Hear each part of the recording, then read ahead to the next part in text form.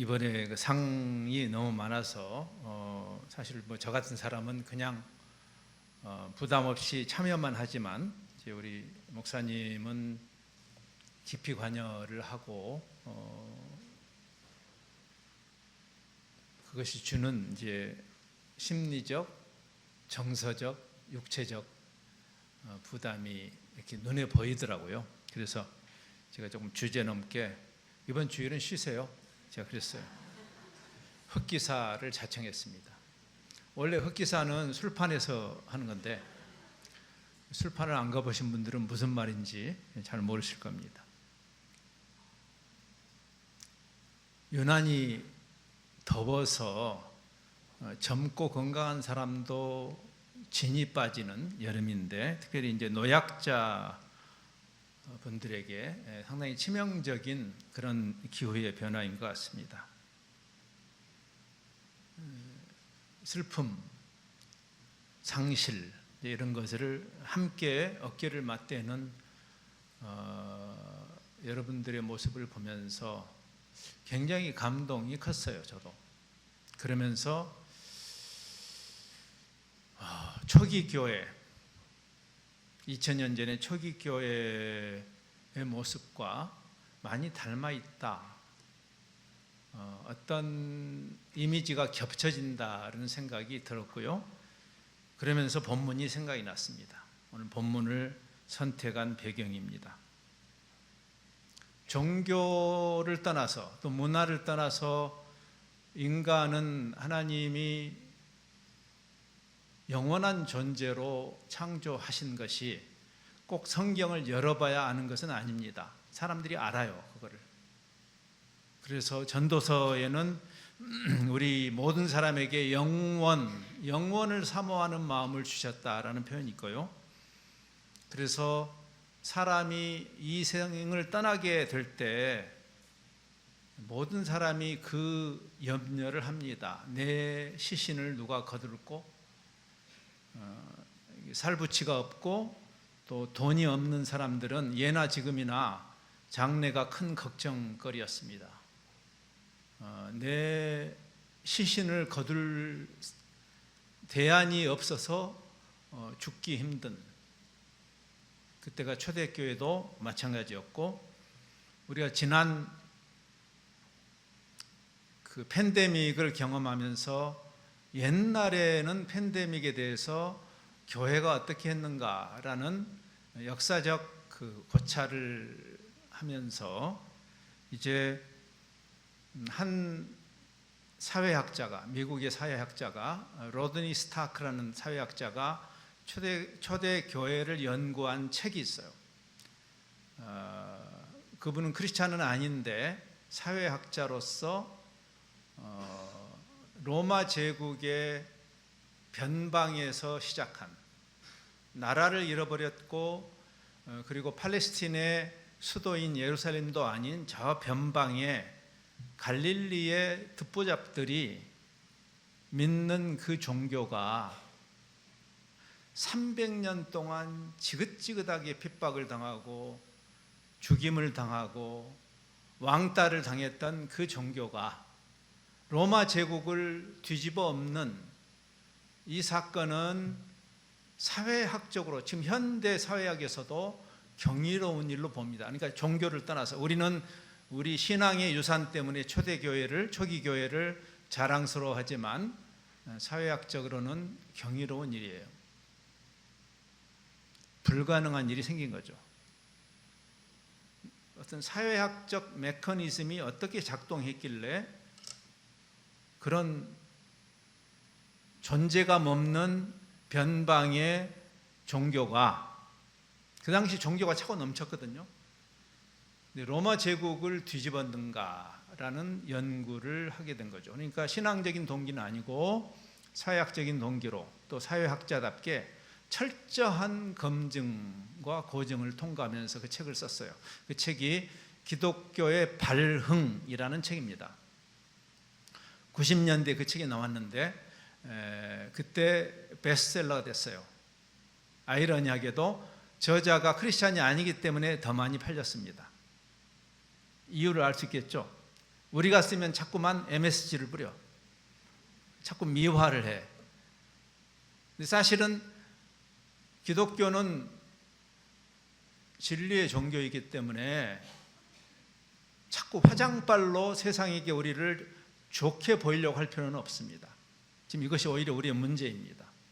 우리 눈에 들보가 있으면 들보를 드러내야 우리도 변화할 수 있는 것이고 그 진정성을 세상이 인정하는 것이에요. 그래서 크리스찬 역사가들이 쓴 역사책을 안 읽습니다, 세상이. 왜? 그런 고정관념이 이미 많이 들어와 있는 거죠. 우리 역사를 자꾸만 미화하는 것은 도움이 안 되죠.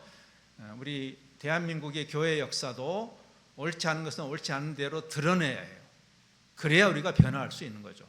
아무튼 이 라드니 스타크라는 미국의 사회학자가 쓴 기독교의 발흥은 굉장한 센세이션을 일으켰어요. 제가 이 책을 소개하는 이유는 그가 그 당시에 무엇이 기독교를 로마 제국의 위대한 영향력으로 바꿨는가. 우리가 생각할 때는 그분들이 눈만 뜨면 노방전도 축하전도 했을 것 같죠. 그런 일은 전혀 없었습니다. 근데 그들은 샬롬의 사람들이었어요. 복음이 샬롬의 복음이니까 개인이 예수 믿고 천당 가는 그런 복음이 아니고, 샬롬이라는 것은 관계적입니다. 그러니까 샬롬은 평화입니다. 평안이 아니고. 우리는 자꾸만 개인이 예수 믿고 평안해지는 이야기를 하는데 평화의 결과로서 평안이 있을 수는 있죠. 그러나 그 평안이 본질이 아니고 평화, 관계적, 하나님과의 깨어진 관계, 죄로 인해서 그것이 회복되는 그게 샬롬이고, 그리고 아버지와의 관계가 깨어지니 형제 간의 관계가 깨어지죠. 그래서 그 형제 간의 그 샬롬이 일어나는 그것의 모형이 교회라는 거죠. 근데 그것을 본 거예요. 이 크리스찬이 아닌 사회학자가 초대교회의 힘이 어디 있었는가. 모든 사람들이 영혼을 사모하기 때문에 장래가 큰 이슈예요. 그렇죠. 요즘 우리나라도 좀 심각합니다. 이게 도대체 이 사회가 종교가 없어도, 옛날에는 이웃사촌이 있었고 종교가 없어도 그 동네에서 부모를 잃으면 그 고아를 이웃이 거뒀죠. 종교가 없어도 누가 고독사를 당한다는 것은 상상도 할 수 없었습니다. 이렇게 교회가 많고 이렇게 크리스찬이라고 스스로의 종교단에 기독교를 쓰는 사람이 많은 사회가 무슨 의미가 있어요? 이런 공동체가 깨어져 있다면 이게 샬롬이 구현된 사회라고 볼 수는 없죠. 전부 맘몸만 섬기는, 무한 경쟁에서 자기만 1등하고 자기만 대박 날라고 하는 이런 사회가 무슨 유토피아란 말입니까? 그래서 그 라드니 스탁은 초대교회의 힘이 어디 있었냐면 교회 안에 있는 사람들뿐 아니라 교회 밖에 있는 사람들, 그 당시에 역병이 돌면, 여러분 팬데믹은 새로운 현상이 아니고 모든 시대에 있었어요. 거의 모든 세기마다 있었습니다. 팬데믹이. 초대교회도 1세기, 2세기, 3세기 계속 팬데믹이 있었고, 그 당시에 돈 좀 있는 사람들이나 귀족층만이 좀 제대로 된 장례를 치르는 호사를 누렸고, 대부분의 평민들, 가난한 자들, 노예계층은 특별히 팬데믹이 오면 시체들이 길거리에 널브러져 있었어요. 그걸 누가 걷었는가? 크리스찬들이 걷었어요. 자기 교회 성장하려고 했을까요? 그런 천박한 이유로? 이거는 종교 이전의 인간의 도리죠. 인간의 도리. 사람이 죽었는데 모른 척해요? 선한 사마리아인의 비유도 그걸 우리에게 통렬하게 가르치는 비유예요. 종교 이전에 사람이 되라. 복음은 결국 우리를 사람으로 다시 만드는 일이니까. 하나님의 형상으로 창조함을 받은 우리의 그 망가짐이 다시 회복되는 것이 구원이니까. 구원은 회복이라는 뜻이에요. 뭐가 회복돼야 되겠어요? 인간다움이 회복되는 거죠. 저는 지난 몇 주 동안 제 가슴이 촉촉해지는 그런 모습. 얼마만인가. 큰 기계가 돌아가는 것 같은 그런 대형화된 교회의 폐해가 무엇인지를 우리는 심각하게 고민해야 돼요. 단순히 작은 교회가 아름답다가 아니라 공동체가 아름다운 거죠. 상부상조하는. 그래서 이 본문을 생각하게 됐습니다. 본문을 좀 들어가기 전에 조금 자리매김을 해야 되겠죠. 로마서 전체에서 본문의 자리는 이렇습니다. 바울이 13권의 바울서신을 쓰는데 바울은 항상 앞부분에 그 이치를 써요. 복음의 이치, 교회론, 그럼 교회의 이치.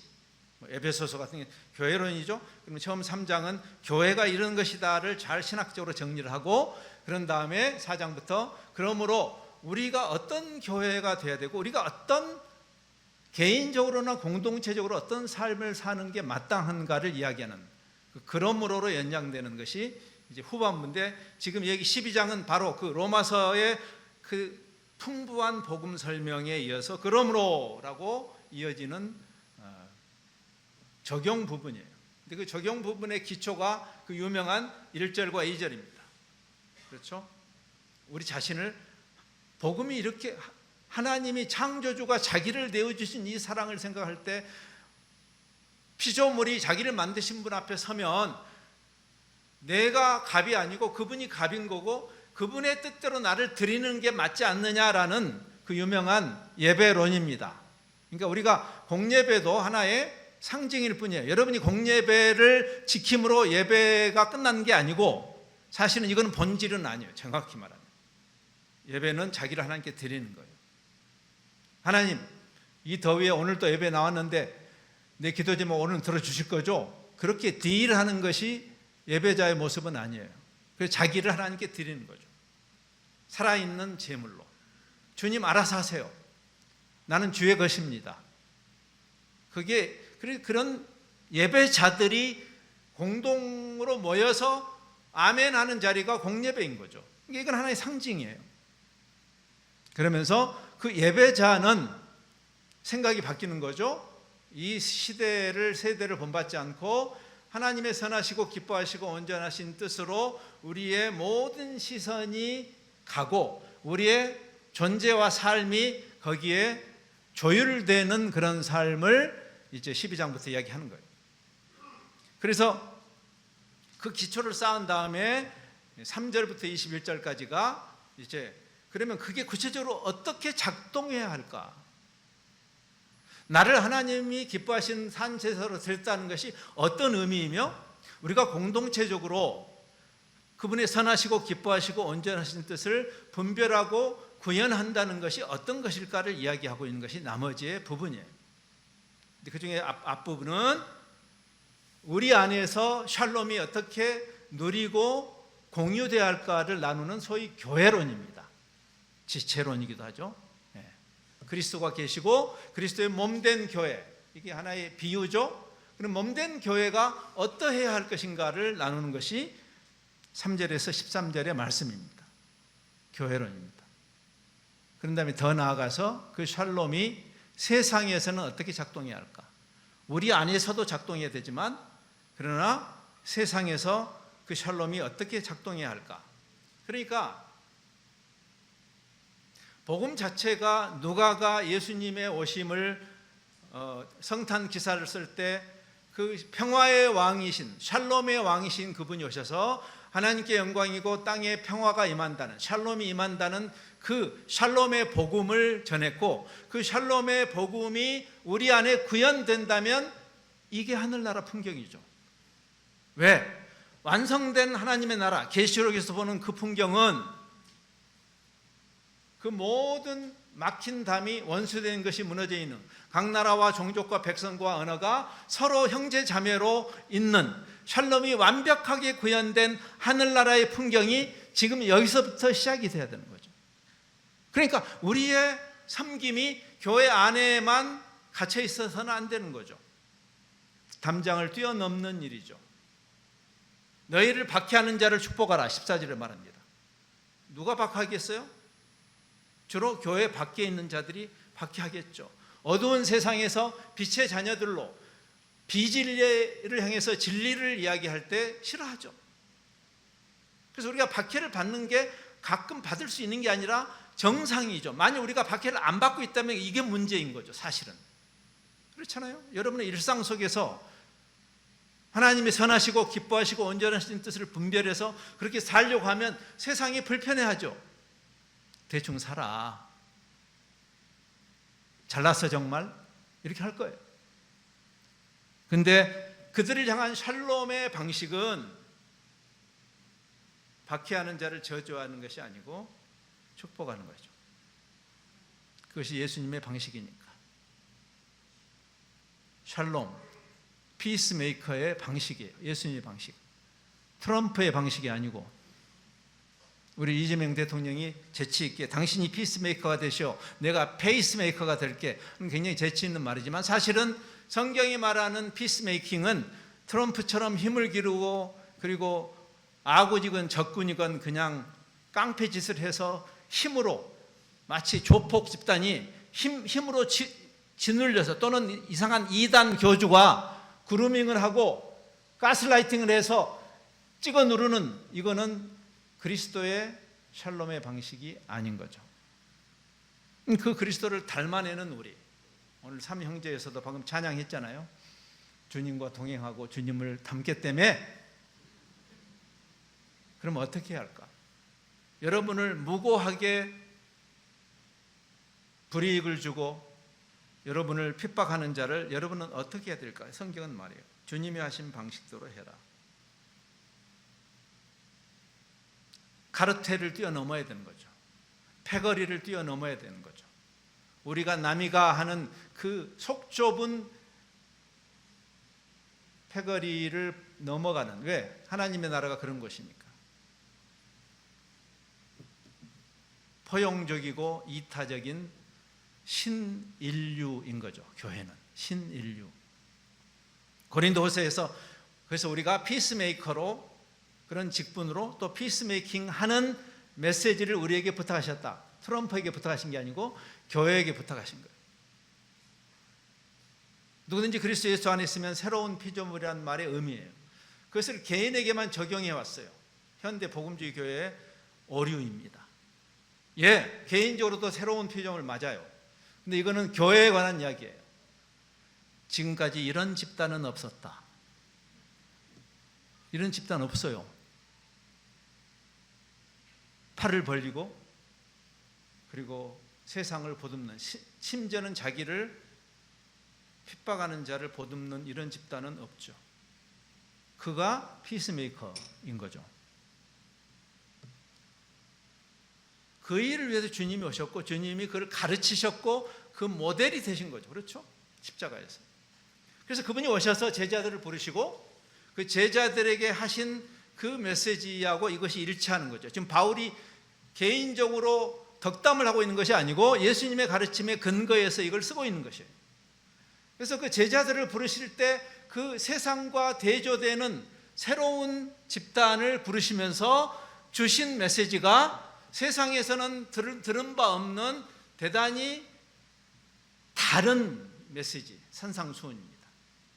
그 산상수훈에서 주님이 마태복음 5장 46절에 48절에 이렇게 말씀하시죠. 너희가 너희를 사랑하는 자를 사랑하면 무슨 상이 있으리요? 세리도 불의한 일, 그 당시에 불의한 일을 했던 이중장부를 쓰고 이 세금을 착취하는, 요즘도 뭐 하나도 바뀐 게 없죠. 근데 그들도요, 그 나쁜 짓 하는 녀석들도 우리가 남이가 하면서 서로 도와요. 깡패도 그렇게 하고. 또 너희가 형제에게만 무난하면 남보다 더하는 것이 무엇이냐? 이방인도, 즉 여기서 이방이라는 것은 하나님을 믿지 않는 다른 사람들도 그렇게 하지 않느냐? 그러면서 재밌는 말씀을 하세요. 그러면 이게 대조를 하셨는데, 그러므로 이방인도 보듬고 그 다음에 죄인도 보듬어라, 이렇게 할 말자리에 주님 이렇게 말씀하세요. 그러므로 하늘에 계신 너희 아버지의 온전하심과 같이 너희도 온전하라. 논리적으로 연결이 되나요? 이게 무슨 말일까요? 너희 하나님이 온전하신 것처럼 너희도 온전하라. 예수님께서 구약 성경에 특별히 레위기나 신명기에 많이 나오는 표현이에요. 하나님이 거룩하신 것처럼 하나님의 백성아 너희도 거룩해라 한데 그 거룩을 온전함으로 해석하신 거예요. 왜? 거룩과 온전함은 같은 말입니다. 거룩이라는 것은 종교적이란 말이 아니에요. 온전하단 말이에요. holy란 말과 whole이란 말은 같은 단어에서 나왔어요. 그러니까 거룩하다는 것은 뭐냐면 종교적으로 열심히 하는 그 말이 아니고 또는 뭐 옷을 아주 단정하게 입고 오는 그런 의미가 아니라 거룩은 나눠지지 않음이에요. 거룩한 제물이 뭐죠? 구약 성경에서 상처나거나 병든 짐승은 거룩한 제물이 아니에요. 원래 하나님이 창조하신 그 온전함, 그것이 우리 교회론에서는 인류를 이렇게 하나님이 나눠놓지 않았다고요. 죄의 결과죠. 우리가 서로 패거리 짓고 왕따하는 것은 바벨탑 사건의 산물이죠. 온전해야 되는 거죠. 민족교회가 타 민족을 따돌리고 하나님 우리만 축복해 주세요 하는 이런 것은 온전한 게 아닌 거죠. 하나님이 온전하세요. 하나님이 온전한 세상을 만드셨고 온전한 인류를 만드셨기 때문에. 왜? 하나님이 공동체시니까. 하나님의 온전하심을 우리가 삼위 하나님이라고 말하는 것이에요. 성부, 성자, 성령이 각각 그 독특성을 가진 개체이시지만 그러나 그들이 공동체로서 존재하죠. 그 당시에 그리스 로마 시대에 이 잡신들처럼 서로 누가 크냐 경쟁하는 그런 신이 아니고 공동체로서 온전함, 그 하나님이 우리의 형상으로 인간을 만드신 거죠. 우리는 애시당초의 공동체적 존재이고 공동체적이라야 하는 거죠. 그래서 교회가 그것을 드러내야 되는 것이고 초대교회는 그 차별성을 보였고 라디니스탁은 거기서 비결을 찾은 거예요. 크리스찬이 아닌 사람이 온 세상을 놀래킨 거죠. 이런 집단이 있다니 나도 저기 속하고 싶다. 여러분, 전도 선교에서 그들이 교회 온 거 아닙니다. 진짜 전도와 선교가 뭔지 아세요? 우리가 하나됨이에요. 우리가 샬롬의 존재가 되는 거예요. 교회에서뿐 아니라 직장에서, 지역사회에서, 캠퍼스에서 여러분이 그리스도를 닮아내는 샬롬의 사람들. 다음 주에 여러분이 튀르키예를 가십니다. 그렇죠? 다 가시는 건 아니고 여기 일부가 가시죠. 그러면 그때 가실 카파도키아가 이런 사고, 이런 신학의 원상지입니다. 이게 가셔서 경치만 좋다고 생각하지 마시고 거기서 항아리 케밥만 잡수지 마시고 그 공동체성, 하나님이 공동체이시고 우리를 공동체로 만드셨는데 죄가 그걸 깬 것이고 다시 온전해야 되는 거죠. 그게 거룩이라고. 다시 온전해지는 그게 구원이라고. 그게 교회여야 한다고. 가파도기아의 그 교우들의 가르침이 생생한 감각으로 여러분에게 다시 다가오는 그런 여행이 되면 좋겠어요. 그래서 그때 그 교부들이 노예 해방을 외치고 니사의 그레고리우스라는 그 교부가 최초로, 여러분 노예 해방이라는 게 지금은 당연한 것 같지만 노예를 해방해버리면 경제가 무너져요. 그 당시에 모든 생산을 노예들이 했으니까. 근데 하나님의 형상으로 우리를 만드셨으니 노예는 옳지 않다라고 노예 해방을 외친 거예요. 그러면 세상이 싫어요. 심지어는 교회가 싫어요. 경제만 살리면 된다는 교회, 천박한 교회가 예나 지금이나 변함이 없으니까.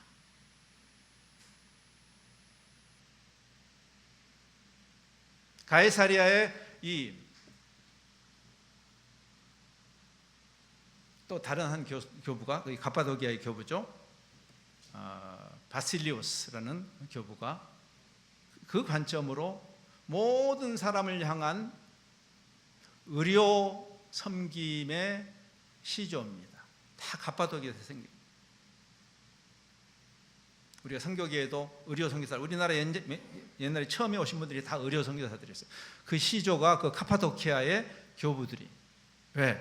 하늘나라 풍경이에요. 그게 원수도 치료하잖아요. 그래서 적십자사 그렇게 하죠. 그게 전쟁은 가이사적 패러다임인데 그 안에 적십자는 기독교적 패러다임이에요. 그 출발이 성경이고 초기 교회고 특별히 가파도키아의 전통입니다. 그러니까 우리를 세상이 핍박하는 것은 당연한 것이고 그 세상에 대해서 우리의 반응이 어떠해야 할 것인가를 샬롬의 관점에서 성경이 말하는 거죠. 근데 그 핍박은 교회 밖에서만 오는 게 아니죠. 진짜 어려운 핍박은 교회 내에서 오는 것입니다. 역사적으로 그래요. 개혁자들 이야기를 하지 않아도 교회 내의 핍박, 초기 교회의 그 이상한 종교 권력자들의 핍박, 예수님 당시에 그 성전을 더럽혔던 그 종교 권력의 핍박을 생각해 보세요. 그들이 결국 예수님을 죽이지 않습니까? 샬롬이 빠지면요, 샬롬이란 본질이 빠지면 그 종교는 갖다 버려야 합니다. 기독교란 이름을 가졌어도 버려야 합니다. 주님은 종교를 만드신 게 아니니까. 종교의 이름으로 확증 편향에 사로잡혀서 폭력과 배제와 혐오가 가득 찬 교회의 이름으로, 그게 어떻게 샬롬의 복음이란 말이에요. 거기에 왜 휘둘리냐고. 그래서 말씀 속으로 들어가야 돼요. 아무 생각 없이 종교꾼이 되지 말고. 요한복음 16장 2절에 이렇게 말해요. 교회 안에 있는 사람들이 너희를 쫓아낼 것이다. 우리가 하나님의 말씀의 진리를 따르면요, 교회 안에서도 우리를 쫓아내요. 마녀 사냥을 해요. 그렇죠? 여기 나오잖아요. 때가 이르면 무릇 너희를 죽이기까지. 교회 이름으로 얼마나 많은 피를 흘렸습니까? 지금까지. 왜 세상이 기독교를 싫어할까요? 한번 생각해 보세요. 지금도 마찬가지죠. 근데 그런 사람이 또 자기가 옳다고 그래. 이게 샬롬의 사람인지를, 그래서 우리가 이걸 분별하는 기준이에요. 그게 교리 이전에 저 사람이 사랑의 사람인가, 샬롬의 사람인가. 근데 그 샬롬이 어떻게 구현되어야 할까가 15, 16절입니다. 그것을 이렇게 요약할 수 있어요. 공감과 동행. 우리 안에서도 그렇고 교회 밖에 여러분이 복음을 전하고 싶은 대상이 있으면 잡상인이 먼저 되지 말고 그 사람하고 공감하고 동행하는 것이 출발이에요. 그래서 이 이야기가 나오는 거예요. 즐거워하는 자들과 함께 즐거워하고 우는 자들과 함께 울어라. 이 공감대가 없는 사람이 잘난 척하고 사형리를 전한다고 그들이 구원받지 않아요. 서로 마음을 같이하여, 공감이죠. 그 사람이 예수님을 모르면 모르는 대로 여기 진관사에 가서 자꾸 불상에다가 웜을 투척하지 말고 제발. 그분들도 진지하게 진리를 추구하는 스님들을 존중하고 마음을 같이 하고 공감이 먼저 있어야죠. 여러분 여기 스타필드 가면 사람들이 막 와서 물건 가지면 여러분 힘들죠. 이거 잡생인이네. 근데 거기 우리 조각 형제가 와가지고 나 방금 저기서 먹었는데 되게 맛있어. 그러면 그건 귀를 기울이잖아요. 공감이 먼저예요. 전도라는 것이 굉장히 잘못되어 있는 시대에 우리가 살고 있어요. 그 사람이 전하는 메시지의 신뢰도는 그 사람이 결정하기 때문에 이 친구가 믿을 만한 사람인가, 사기꾼이 자꾸 이야기하면 말을 아무리 멋있게 해도 안 믿죠. 도를 아십니까? 이 목사님 이렇게 하는데 그러면 별로 안 듣고 싶죠. 그렇죠? 왜 우리가 잡상인이 돼야 돼요? 얼마 전에 우리 책 모임에서 했던 그 길의 영성의 저자가 그 얘기를 했어요. 데이빗 보시가 길의 영성에서 전도와 선교의 명령은 잡상인이 되라는 말이 아니다. 그 책은 선교사들에게 한 메시지입니다. 그걸 책으로 엮은 거예요. 예수님이 어떻게 했는가? 즐거워하는 자와 함께 즐거워하고 우는 자와 함께, 공감과 동행이 없는 사람들이, 그렇죠? 높은 데 마음을 두지 말고 좀 잘난 척 좀 하지 말고, 다 아는 척 하지 말고. 우리가 지난 수련회에 그래서 부정신학에 대한 얘기를 했죠. 우리가 계시하신 것의 일부를 아는 것이다. 근데 다 아는 척이에요. 그런 사람들이 꼭 그루밍하고 가스라이팅하고 이렇게 되죠. 그런 종교는 버려야 합니다, 여러분. 아무리 기독교 십자가 문양을 갖고 있어도 그건 버려야 되죠. 왜냐하면 그런 자들이 십자군 전쟁을 하고 만년 사냥을 하기 때문입니다. 정답 신앙이 아니에요. 우리가 정답을 주면 되는 게 아니라 주님이 그러했던 것처럼 사랑의 관계 속으로 들어가는 거죠. 하나님이 관계적 존재이니까, 정답적 존재가 아니고 관계적 존재이니까 그것을 초기 교회가 이해했어요. 이 교회가 경조사의 진심인 게 저는 기쁩니다. 그리고 고맙습니다. 슬퍼하는 자와 함께 울어야죠. 그거밖에 없어요. 슬픈데 울어야지 같이. 전당 갔는데 왜 울어? 정말 짜증나는 이야기죠. 예수님이 잘못했네. 예수님도 요한복음 11장에 보면 자기 절친 나사로가 죽었는데 우셨어. 예수님이 믿음이 좀 부족하죠? 여기 계시는 권사님들보다 더 부족해요, 예수님이. 제가 성경 번역하는 그 사역을 위해서 유학 생활을 했는데 거기 언어학을 공부해야, 언어학이라는 학문이 있어요. 언어를 체계적으로 분석하고 이제 그 자모음을 찾아내고 하는 그런 것을 위해서 그 학문을 했는데, 그 당시만 해도 한국에 언어학과가 없었습니다.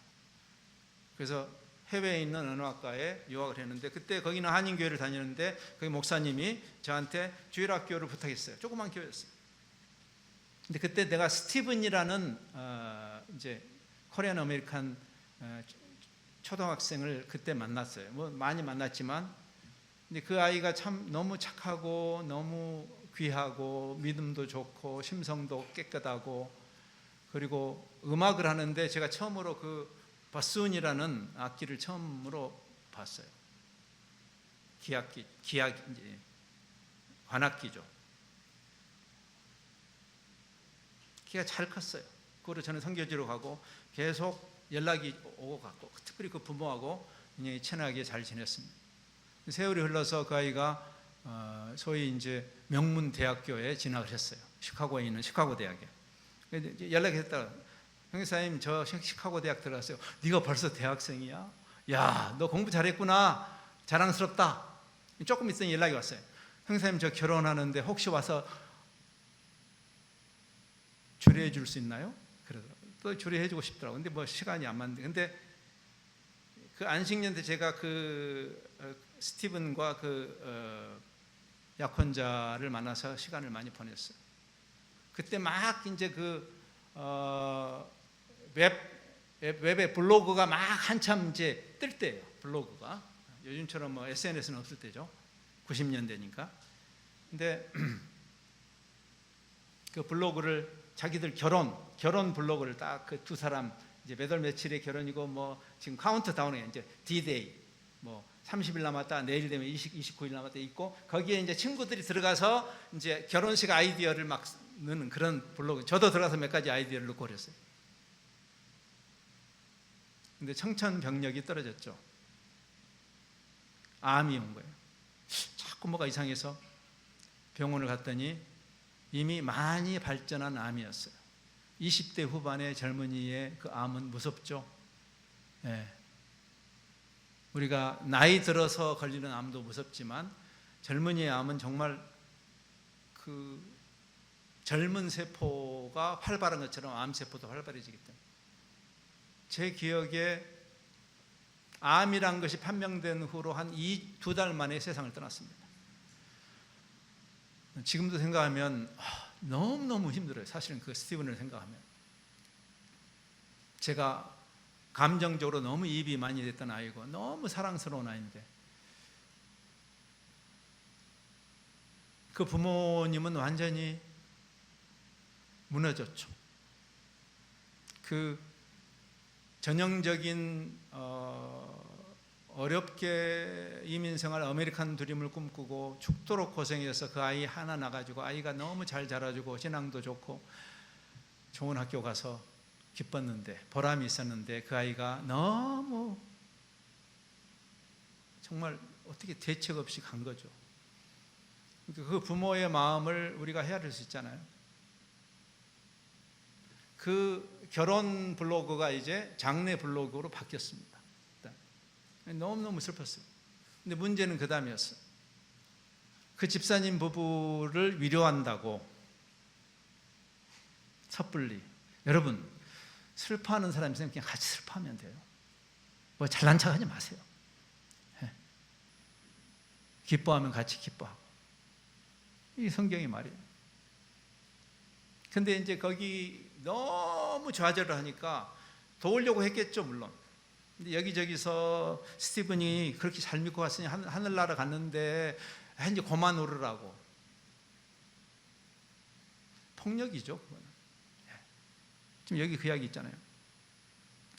지혜 있는 척 말고 우는 자와 함께 울으라고. 저는요, 기독교 신앙과 무관하게 인간을 존중하고 우는 자와 함께 울고 함께 즐거워지는 사람 보면 존경합니다. 제가 석가모니를 존경하는 이유예요. 그분에게 구원의 길이 있는 건 아니지만 고해를 살아가는 중생들과 함께 마음을 갖는 거 얼마나 귀한 일이에요. 로마서 1장에도 있잖아요. 우리가 교회 안 나와도 하나님이 우리를 만드신 그 하나님의 형상이 완전히 100% 없어진 게 아니고 하나님을 알만한 것이 우리 안에 있죠. 양심도 있고. 근데 그 인간 존중에 대한 그 양심의 소리를 듣고 인간을 존중하고 우는 자와 함께 우는 사람은 존경해야죠. 우리가 귀하게 여겨야지. 교회가, 한강 작가가 교회 안 나온다고 우는 자와 함께 우는 그 제주 4.3 사건으로 지금도 고통해요. 그 사람들 지금도 고통 앞에 무슨 좌가 있고 우가 있어요. 천하남이든 세월호든 그 울 때 같이 울어야지. 그게 인간이지. 신앙을 떠나서 교회가 앞장서가지고 천하남 앞에서는 울고 세월호 앞에서는 안 울어요. 거기서 피자를 먹어요. 교인들이.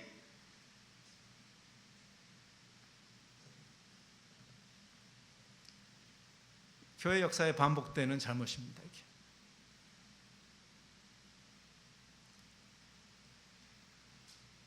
마음을 높은 데 두지 마라. 우리가 남에게 전도를 하거나 남을 도울 때도 마찬가지. 제가 다음 주에 이런 구제와 개발하는 이 선교단체가 자기들 그 중요한 모임에 말씀을 전해달라고 해서 지금 말씀을 준비하고 있어요.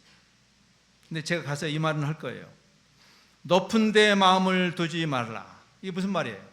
우리가 남을 도와줄 때 제일 잘못을 많이 범해요. 시혜자로 가기 때문에. 사회학에서도 시혜자, 수혜자 관계는 건강하지 않은 관계로 돼 있어요. 나는 돕는 자, 너는 받는 자. 이거는요, 상대방을 거지로 만드는 거예요. 예, 도와야죠.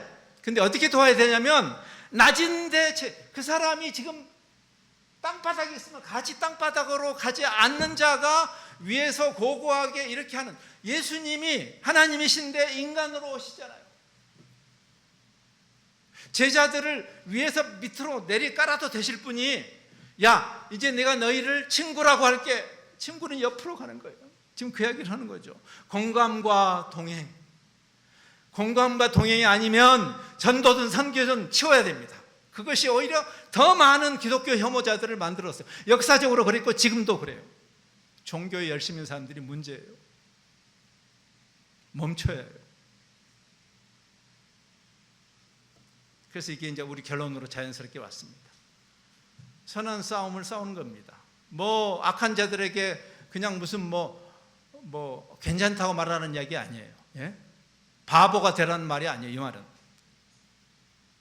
선한 싸움을 싸우는 거예요. 여기 디모데후서 4장에서 바울이 자기 생애 마지막에 자기의 그 후배인 디모데에게 하는 말이죠. 나는 선한 싸움을 싸웠다. 내 평생이 선한 싸움을. 그러니까 악한 것을 괜찮다고 말하는 이야기 아니죠? 악한 자를 축복할 때 악함이 괜찮다고 말하는 게 아니죠. 간음한 현장에 있는 그 여인을 예수님이 축복하지만 그 간음이 괜찮다고 말하는 것은 아니니까 선한 싸움을 싸워야 하는데, 문제는 어디냐면 선한 싸움을 악하게 싸운다는 거예요.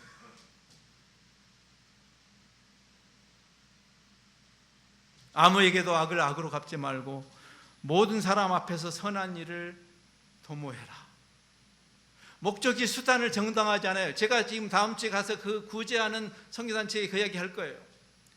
구제단체가 가장 이 잘못을 많이 범한다. 왜? 자기가 주니까. 상대방을 거지 취급을 해요. 줄 서! 이렇게 하고 함부로 반말하고, 선교사들이. 저는 그런 선교사들이 이야기해요. 선교하지 말라고. 하나님의 방식이 아니라고.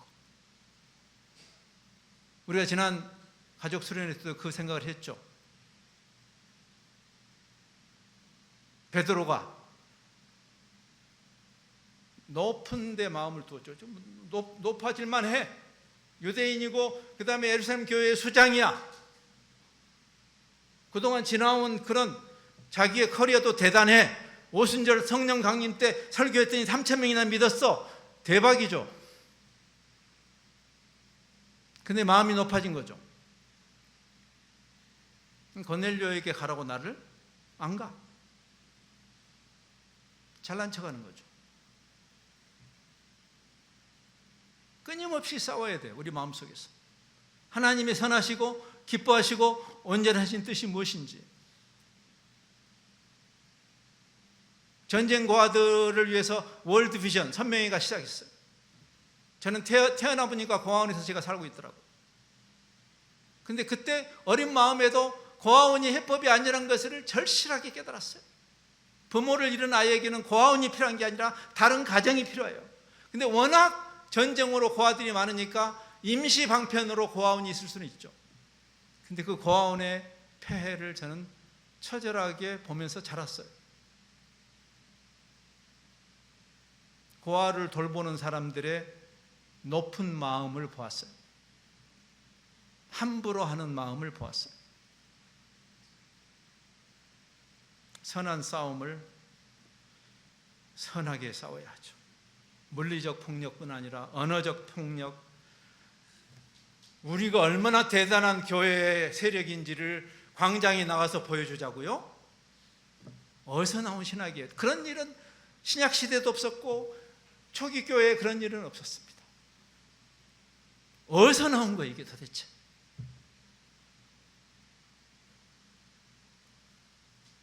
말씀을 마치면서 이 이야기를 해야 되겠다 싶습니다. 시간이 어느덧 갔네요. 제가 혼자 흥분해가지고 죄송해요.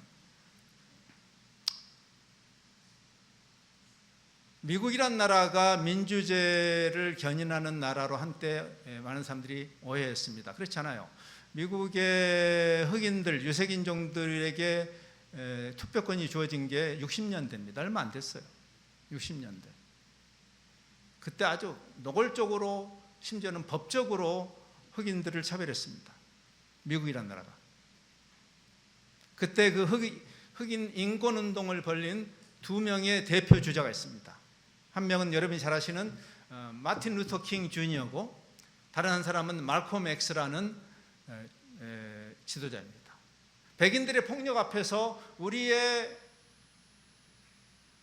거의 본능적인 반응은 폭력은 폭력으로, 이는 이로, 눈은 눈으로. 그게 우리가 하고 싶은 방법이에요. 저도 혈기가 있기 때문에 그런 것이 많이 올라와요. 저도. 제 옆에서 제 아내가 워워를 많이 시켜주죠. 그때 그 흑인 인권운동에 가장 영향력이 있는 것처럼 보였던 사람이 말콤 엑스였습니다. 선명성과 그리고 투쟁. 그래서 폭력은 폭력으로 맞서함으로써 그 당시에 많은 사람들이 선호했던 리더예요. 마틴 루터 킹 주니어는 성경의 가르침에 따라서 비폭력 저항을 했습니다. 그래서 같은 편에서도 힘들었어요. 너무나 요약하다. 이렇게 해가지고 어떻게 할 수 있느냐. 근데 그가 왜 비폭력 저항을 했을까요? 선한 싸움을 선하게 싸워야 하니까. 악에 대해서 싸워야 됩니다. 맞아요. 근데 그 악에 대해서 싸울 때 선하게 써요. 그게 바로 저주하지 않는 것이에요. 그는 이렇게 이야기했어요. 어둠으로 어둠을 이길 수 없습니다. 저쪽이 어둠이니까 우리도 어둠으로 가자고. 그러면 어둠으로 어둠을 이길 수 없고 오직 빛으로만, 이 집안이 여기가 깜깜하면 불을 켜야 되는 거예요. 빛으로만 이길 수 있다. 미움으로 미움을 정복할 수 없다. 사랑으로만 가능하자. 오늘 결론이죠. 악에게 지지 말고 선으로 악을 이기라. 할 수만 있다면 모든 사람과 화목이라. 물론 모든 사람과 화목할 수 없어요. 예수님도 모든 사람과 화목한 거 아닙니다. 그러나 우리의 역할이 샬롬의 역할이라면 싸우기 전에 먼저 어떻게 화친할까를 먼저 생각하는 것이 우리의 본능이어야 해요. 남북관계도 그래요. 왜 교회가 앞장서서 핵무장하자고 그래요? 예? 그게 가이사는 그렇게 할 수 있어요. 가이사는. 트럼프는 그렇게 할 수 있다고. 왜 교회가 앞장서서? 할 수만 있다면. 북한하고도 대화해야지. 할 수만 있다면. 예? 도대체 그런 이야기를 어떻게 교회에서? 그게 교회예요? 사랑하는 자들아, 19절, 너희가 친히 원수를 갚지 말라. 분통 터지죠? 그렇죠? 저도 화병이 나려고 하는, 저는 지난 이 계엄 시절을 지내면서, 예? 이번에 한 친구가 자기 그 딸이 지금 뭐 12월 1일 날 그 출산일이라고, 누구였죠? 우리 그런 얘기 나왔었나요? 12월 1일이 출산이라고 그래서 내가 12월 3일 날 낳지 말아라 내가 그랬어요. 근데 정말 막 화병이 나는 거죠. 마음에서, 속에서 부글부글. 지금 스가랴를 통해서, 목사님을 통해서 스가랴 쓴 시대의 그 사람들의 그 희망 고문에 대한 얘기를 했습니다. 지난주에도. 신앙은 희망 고문일까? 한번 생각해 보세요. 오늘 남기현 형제가 기도할 때 하루가 천년 같고 천년이 하루 같으신 하나님, 우리한테는 너무 길어요. 초대교회가 300년을 짓밟혔다고. 이게 뭐 사실 우리 한국교회 기껏해 100여 년인데 300년을, 그럼 이게 희망 고문으로 이길 수 있는 것이 아니잖아요. 근데 하나님이 이렇게 이야기했다고 합시다. 지금 억울하지? 하루만 기다려. 그러면 참을 수 있어요, 없어요? 근데 하루가 지났는데 아니네? 하나님 지금 몇 년이 지났는데 왜 이렇게 악한 자들이 저기 잘 살죠? 하나님이, 나는 하루가 천년 같아.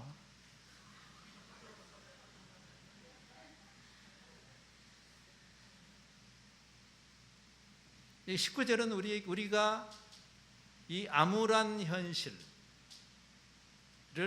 이기게 해주는 것이 정신승리가 아니라 하나님의 하나님 되심에 있음을 이야기하죠. 그래서 원수를 하나님의 진노하심에 맡겨라. 기록되었을 때 원수 갚는 게 내게 있다 라고 말하는 거예요. 왜? 하나님의 공평하심. 이번에 우리가 장례를 치르면서 슬픔도 있었지만 깨달음도 있었죠. 그래, 어머님이 가시고 친구가 가고 스티븐이 가고 다음 우리 차례잖아요. 그렇죠? 한 번 죽는 것. 히브리서 9장 27절. 사람이 한 번 죽는다는 것이 슬픈 일이면서도 너무나 위로가 되는 일인 거예요. 우리가 장례식장에서 웃을 수 있는 이유가 뭔지 아세요? 하나님의 공평하심이 가장 확증되는 장소가 장례식이에요. 모든 사람이 죽을 거고 하나님이 심판하실 거니까. 그냥 희망 고문이 아니라고요. 이거는 팩트라고요. 이것은 가장 확실한 하나님의 약속이라고요. 저는요, 하나님이 모든 사람이 한 번 죽는 것이고 사랑과 정의의 하나님의 심판이 있다는 사실이 아니라면 저도 크리스찬으로서 못 삽니다. 근데 우리가, 아니 초기 교회가 샬롬의 역할을 어떻게 감당할 수 있었을까요? 왜 여기서 이야기하잖아요. 원수가 줄이거든 먹이고 목마르거든 마시게 하라. 그게 뭐냐면 그 사람이 샬롬을 이해하게 되는 방식이라는 거예요. 여러분, 오른밤을 때리면 왼밤을 내는 바보가 되란 말이 아니에요. 무슨 말이냐면, 아니 내가 때리면 얘가 반격을 해야 되는데 계속 맞네? 그러면서 현타가 오는 거예요. 이게 뭐지? 이게 뭐지? 여기서 같이 맞싸워야 싸울 맛이 나는데 이게 뭐지? 깨닫는 거예요. 자기의 부끄러움, 자기가 나쁜 짓을 한 녀석이 더 해코지를 하는 데 대한 수치감, 그리고 후회, 이게 숯불이에요. 그게 하나님의 방식이에요. 그리스도께서 십자가를 지신 이유예요. 그래서 말하는 거예요. 악에게 지지 말고 선으로 악을 이겨라. 샬롬 공동체 그 여정을 신나게 즐겁게 밀어주고 당겨주며 잘 가시는 우리 하늘나라 한 조각들이 되시기 바랍니다. 기도하겠습니다. 주님, 이번 이